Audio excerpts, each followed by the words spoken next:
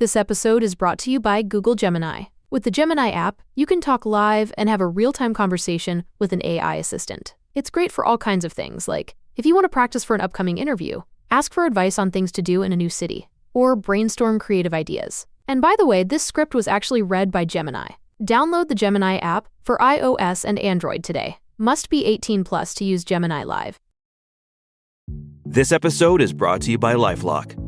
The holidays mean more travel, more shopping, more time online, and more personal info in places that could expose you to identity theft. That's why LifeLock monitors millions of data points every second. If your identity is stolen, their US-based restoration specialist will fix it, guaranteed or your money back. Get more holiday fun and less holiday worry with LifeLock. Save up to 40% your first year. Visit LifeLock.com/podcast. Terms apply. Good afternoon, guys, and welcome to the podcast. Happy holidays. Today, I've got a very special guest coming out of Vancouver, Harmony Woodington, and she teaches clients how to create a harmonious relationship with your mind and body. She's got over 7,000 followers on Instagram, and she's got a Neural Pathway Reawakening course, which she teaches clients, and just the title seems very interesting, and I'm really happy to have her on the show and add value to the audience. Harmony, welcome. Thank you so much. I really appreciate it. Yeah, I know these are holidays times, and briefly describe your journey, and I'm really excited to dive into the questions. Yeah, absolutely. I'd be happy to share. So, like most people who end up doing this kind of work, I came from a family with a lot of dysfunction, and my mother actually was ritually abused. My father was born in Wales post Second World War, which was a very depressive state. Southern Wales took a lot of damage during the Second World War, and during that particular time, they were really taught to not talk because they were so terrified of any kind of Nazi spies hearing what was going on. So the term loose lips sink ships. This was something that was really prevalent. And so they became incredibly tight-lipped. And as a result of that, when they were at the dinner table, even post-Second World War, they didn't talk about anything. They didn't talk about their feelings. It was just pass the salt and that was it. And so him and his siblings all grew up with like all mental health issues. And so I ended up growing up with a mother that really wasn't very present and had a lot of psychosis as a result of her abuse, and a father who was depressed and not present. And so it created all sorts of issues for me growing up. And I had my own path that I had to walk to reconcile that. And the first catalyst was a major car accident in 2012. It literally forced me out of the work that I was doing and into focusing on healing because I suffered from a severe concussion. And then as I started to recover and heal from that, my father made an attempt on his life and ended up in the hospital. And there were a lot of things that were discussed that really put me in that place where I felt very fragile from an emotional standpoint. And I realized that it was time for me to start walking the healing path.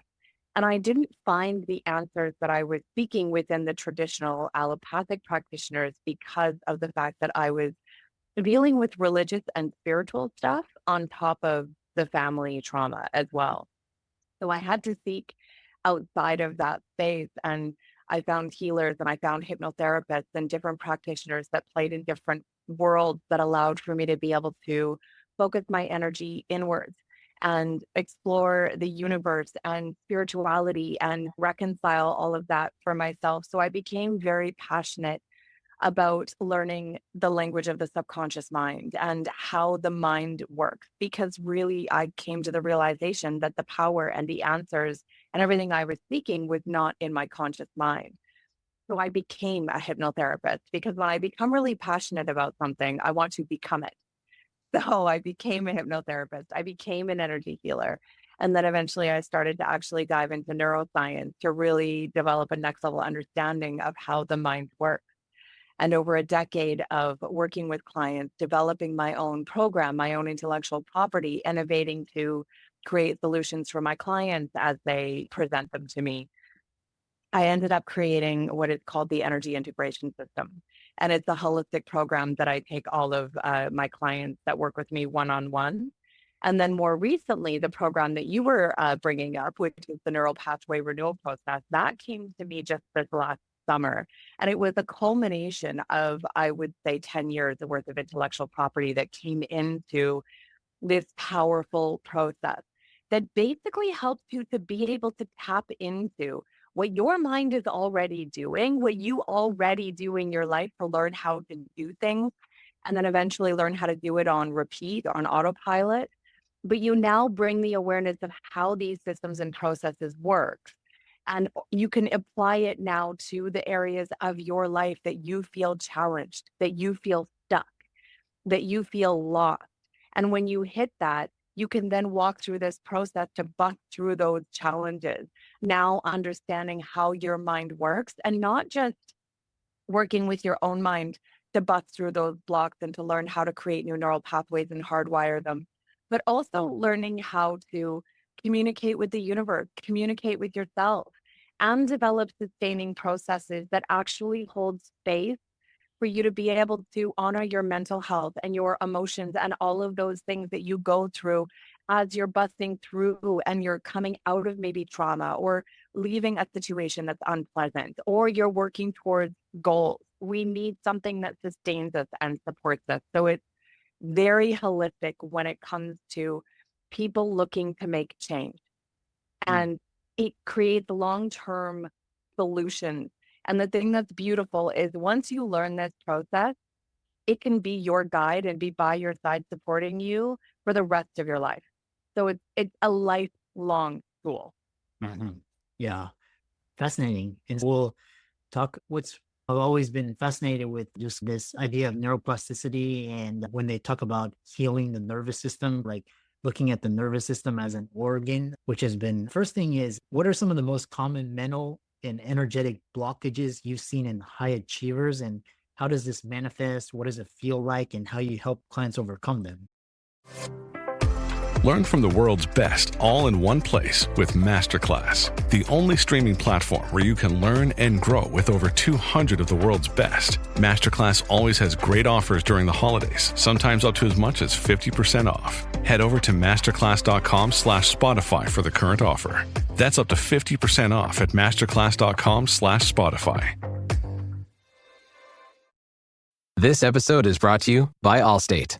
Some people just know they could save hundreds on car insurance by checking Allstate first, like you know to check the date of the big game first before you accidentally buy tickets on your 20th wedding anniversary and have to spend the next 20 years of your marriage making up for it. Yeah, checking first is smart. So check Allstate first for a quote that could save you hundreds. You're in good hands with Allstate. Savings vary. Terms apply. Allstate Fire and Casualty Insurance Company and Affiliates. Northbrook, Illinois. There's one particular client that I actually worked with him. What was really interesting was the first time that I worked with him was when the biggest breakthrough happened in our first session, because he had worked with all sorts of other practitioners before and paid the big money, but nobody actually truly held safe space for him. And being a very high level businessman, being a high achiever, being a multimillionaire, and constantly having people that want things from him, that want to take and get things from him, he didn't know who to trust. Who do you share your secrets with when you don't know who you could possibly trust? And so when he came and he worked with me, his biggest block was not in finance. It wasn't in business. It was in trauma that he had been holding on to for 50 years. And when we worked together and he was able to be transparent and he was able to release that, he said it completely changed his whole life. And he hadn't even talked to his wife he'd been married to for that long about it.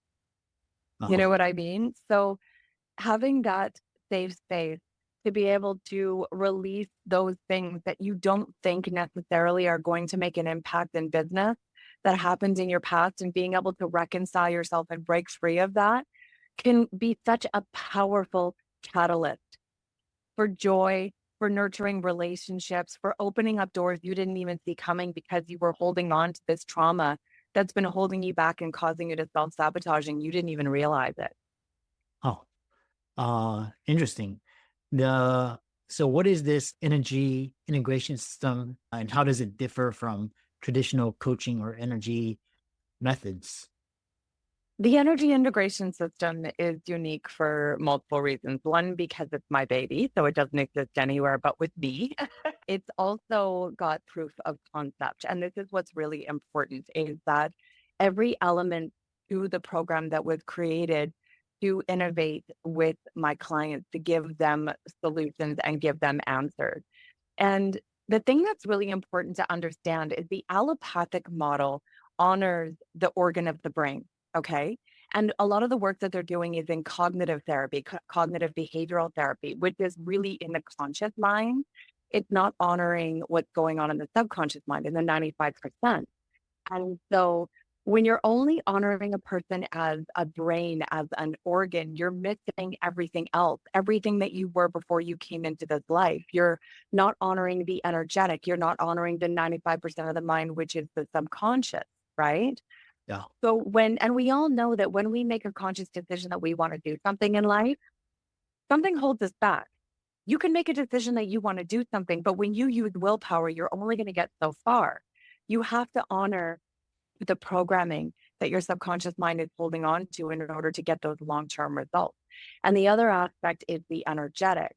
So when you are looking to make a change with something and you work with somebody that understands how programming works and they help you to update your programming, if you have energy in your body that's holding on to trauma, you're going to still end up creating pain. You're going to end up creating situations that are going to let you know that there is an incongruent energy that needs to be released.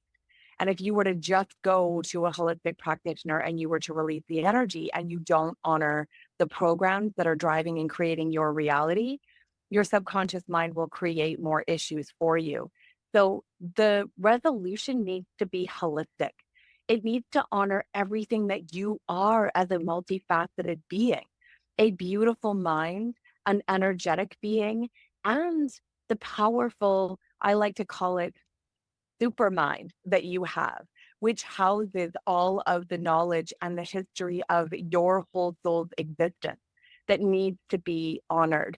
So the energy integration system is a holistic program that walks you through every aspect of your life, from personal to professional to spiritual to sexual, so that you can reconcile all aspects of your life and you can be holistic about honoring all aspects of you. And then in the end, when you've walked through that, you can create a new life plan for yourself and all aspects of your life once you've created that beautiful relationship with yourself and reconciled your past experiences and your past programs and all of the rest of that. So you are now mindfully in control of the framework that you are creating moving forward for your life. And how does one begin to identify, because there's this area of it's like unconscious incompetence, and then there's like conscious incompetence, and then there's conscious competence, and there's unconscious competence. So how does one begin to develop awareness of where they're storing the trauma or where they're storing the bad emotions or programs in their body? Like, how do they start to awaken and create these programs? I think the brilliant reality for somebody who's coming to me to do the work, they're not aware of their internal dialogue. They're not self-communicating. There's zero communication between them and their emotions. There's no emotional intelligence whatsoever. We've been taught in this society to dissociate from our emotions. There's no awareness of the body as well. We are programmed to take painkillers when we feel pain and ignore it. So through societal teachings, we are taught to dissociate, period. Okay? So we need to start at the beginning. If you are causing issues in your life and you don't know why you're doing it, if you're walking out of room and you're saying to yourself, why did I just do that? You have a problem, right? If there is a discrepancy between what you want and what you're creating, you have a problem. Okay. So this is the big thing is if you find yourself stuck, if you find yourself self-sabotaging, if you find yourself acting out and destroying opportunities, destroying jobs, destroying relationships, and you don't know why you're doing it, it almost feels like somebody else is in control. We've got some work to do, right? As far as all of these technical terms and trying to understand all of that, it is so beyond what somebody that is just creating awareness of what's going on is capable of addressing. Right now, they're just in that place where I don't know why I'm doing this stuff. I don't know why I can't get what I want to create in life. I don't know why I have everything I want in life and I'm still unhappy. That's really what it is. There's this disconnect. And if you're experiencing that disconnect, it's time to come and let me hold space for you so we can do a deep dive and I can show you what it looks like to connect, to understand your internal dialogue, to communicate with your body, to communicate with your emotions and develop emotional intelligence. And once you learn how to do that and connect with that piece that's acting out that you don't seem to have any control of, then you can create that harmonious relationship with the mind and body, and you're never going to feel that disconnect and feel lost again. Interesting. So then why talk about the role of trust and vulnerability being essential in both personal and professional relationships? It's so interesting that you bring that up because I really like to flip that whole concept on its head. I'm not a fan of the word trust. And the reason that I'm not a fan of the word trust is because of the fact that people like to use the trust to bind and control people. You need to behave a certain way to earn my trust. Now you're trying to act a particular way to get into my good graces if there's something that you want from me. So I actually would teach my clients about letting go of the idea of trust and giving people the free agency to be who they are. Let them be who they are, be unconditionally loving, accept everything that they are, and then decide, here's where the discerning piece is. You decide whether you want to cherry pick that human into your orbit based on whether you like the way that they are or not. You have the free agency to let them go and live their life anywhere else or to have them in your world. But trying to dictate that they behave any way to earn your trust is binding. So I'm not a fan of that word. Vulnerability, again, is another one. We're vulnerable in one way, physically. Our physical bodies can be harmed in so many ways, and we always need to honor that. However, we do not need to be vulnerable to people in any other way. Because if we understand our worth and our value and our security and our worth and our love is all sourced internally, there's nothing that anybody can say or do about us that is going to cause us to question our worth.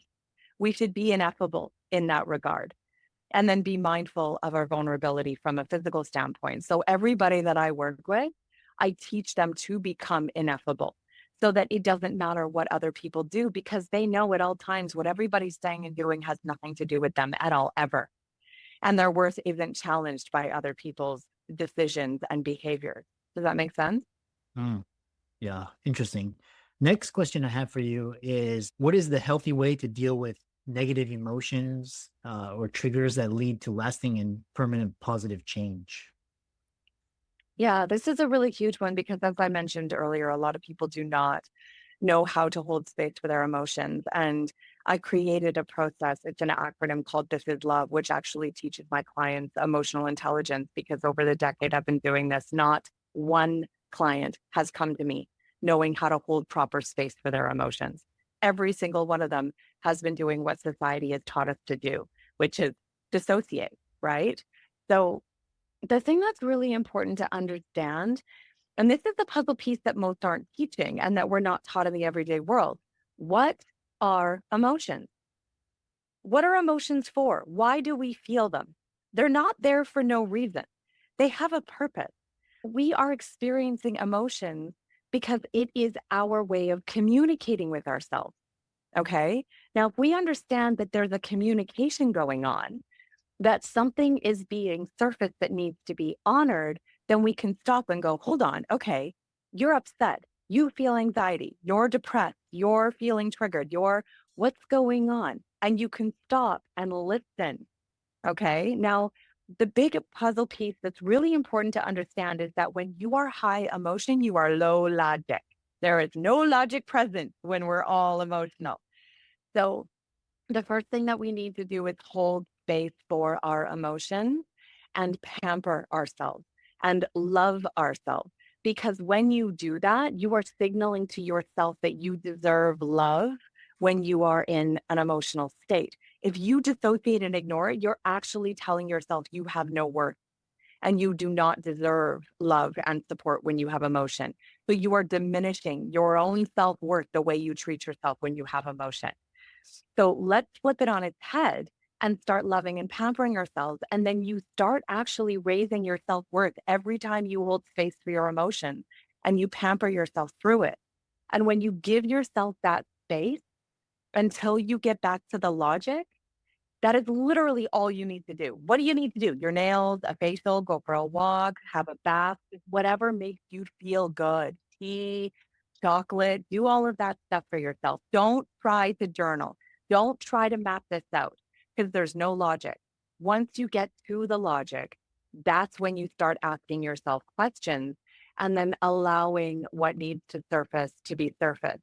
And then when you're working with a practitioner like me, you can learn how to properly source, process, reconcile, forgive, heal, learn, expand, and release whatever it is that's coming up so that you don't have to revisit it again.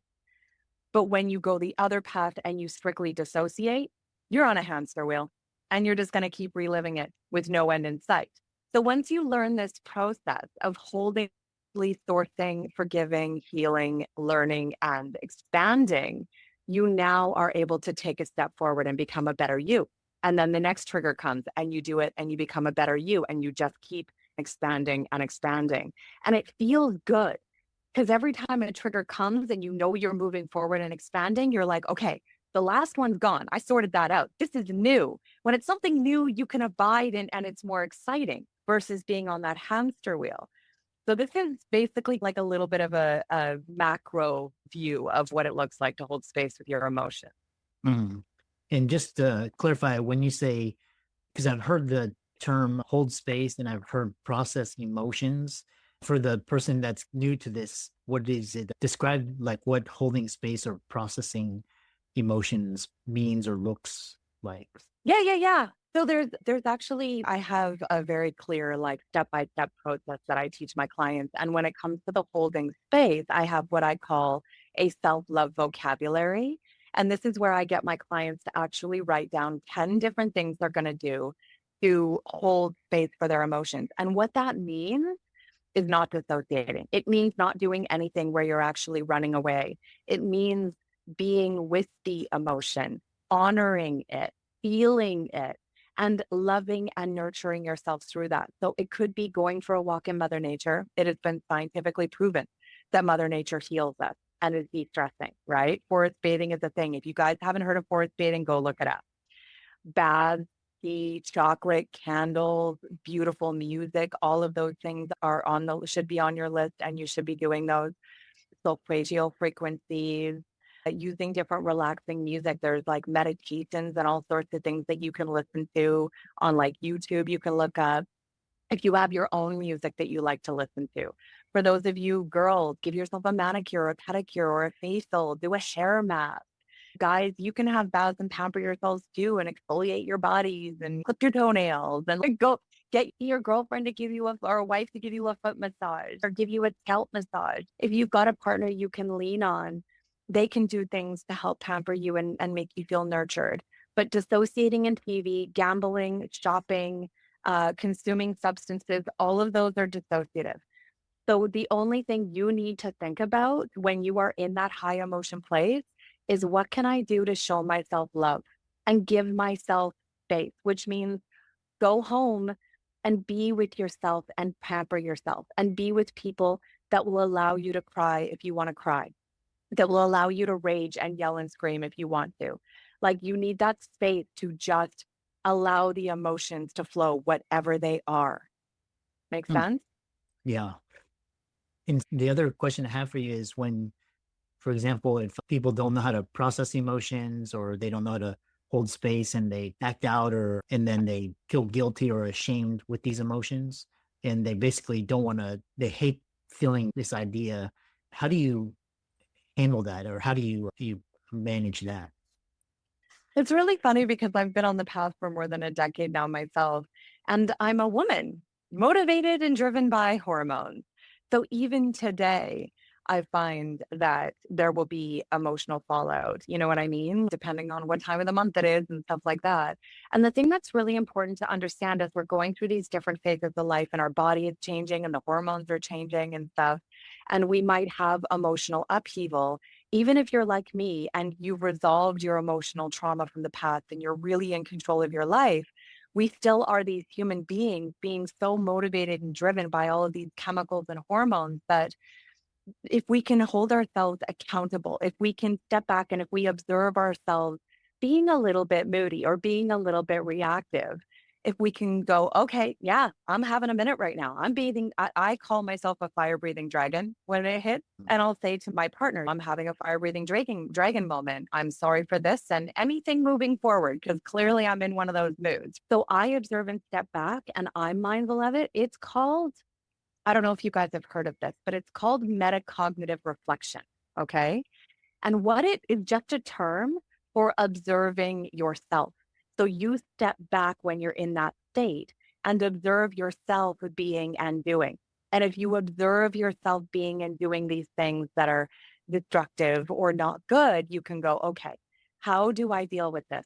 One, apologize. Two, hold yourself accountable. And then start observing yourself and try to self-correct. And if you are feeling a little bit more reactive and you can put yourself in a space that is safe to have that emotion, go to your workshop, go to your man cave, go to your room and go have a bath. Remove yourself from a situation where you might be triggered and react, right?